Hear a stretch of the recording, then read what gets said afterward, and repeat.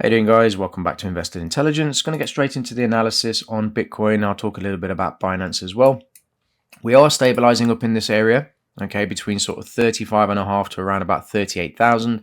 I am focused heavily on the pullback. I want to see what price does on a pullback. Right now, it's very difficult to do anything with Bitcoin. And I want to just talk a little bit about 15K and where we currently are now. It's very easy to say, we've missed the bottom, or I would have loved to get in at 50, at 15K and all of these types of things. Me, and I can only speak for myself here. Price, I'm not too concerned about price. My main focus right now is, if I buy Bitcoin right now, what's the upside? Yeah, can I make money on Bitcoin right now? Forget buying and holding forever. I'm not interested in that. Can I make money on Bitcoin, right? And if I buy it right now, what's the upside? Well, not a lot, because to be honest, even if it gets to 40K, this range here, right? You can see this kind of very messy back and forth, and then obviously they've got the impulse to the downside here, which created a really, really nice move, right?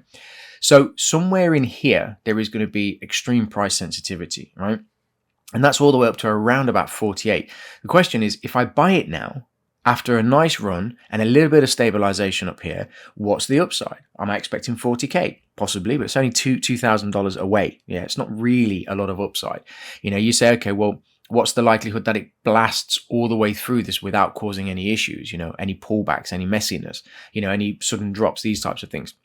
So you add all of these things together, and for me, it's around about a 30 to 40% chance that if I buy Bitcoin right now, I'm going to get maybe 42 or 43, possibly 44,000. Yeah, I'm not confident, that putting money on the line, right, for a very small amount of movement is even worth doing, right? So again, going back to the pullback, that's the most important thing for me.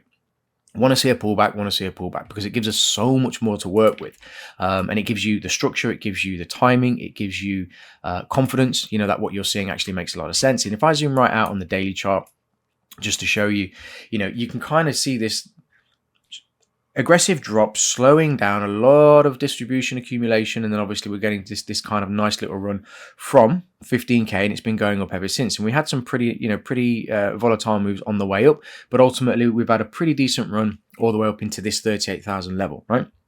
Going forward, that last bit, for me, what the ideal scenario would be is price pops, snaps back, and then it slowly starts to bleed, right? This 32K level, I do believe, we are going to be seeing that at some point, but the time of year potentially doesn't warrant, us seeing an aggressive drop to the downside. Obviously, crypto is a very, very interesting beast, when you're kind of going back and forth and trying to work all of this stuff out.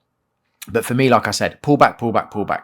I'm going to be jumping on a live later, so if you're watching this video as of the recording of this video, 6 o'clock, between 6 and 7 o'clock, somewhere around there, I'll be starting a live. So if you want to ask any questions, you want to jump on, we'll go through a bunch of other stuff.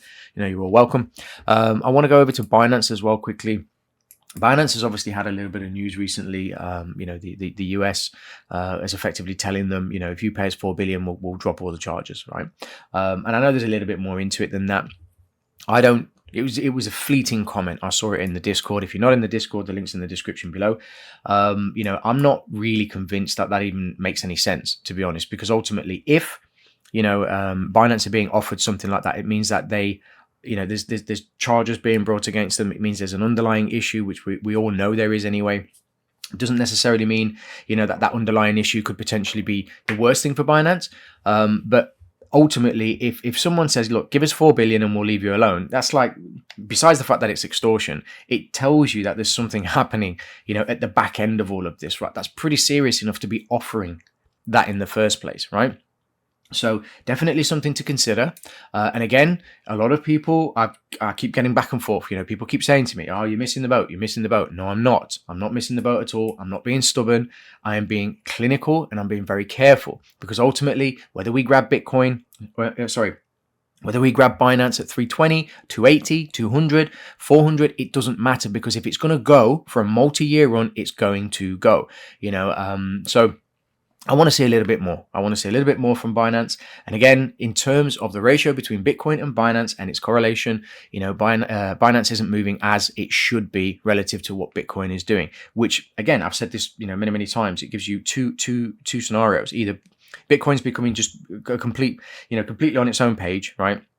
and its dominance is literally off it goes, or the dominance that Bitcoin has over the cryptocurrency market is getting less and less and less because of the first one, right? So some things to be mindful of. I don't want to drag this video out too long. I just want to do a very, very quick rundown on Bitcoin and Binance. I won't be going into anything else. I'll be doing that later in the live. I hope everyone's having an absolutely fantastic day, and I look forward to speaking to you very, very soon. All the best. Ciao for now.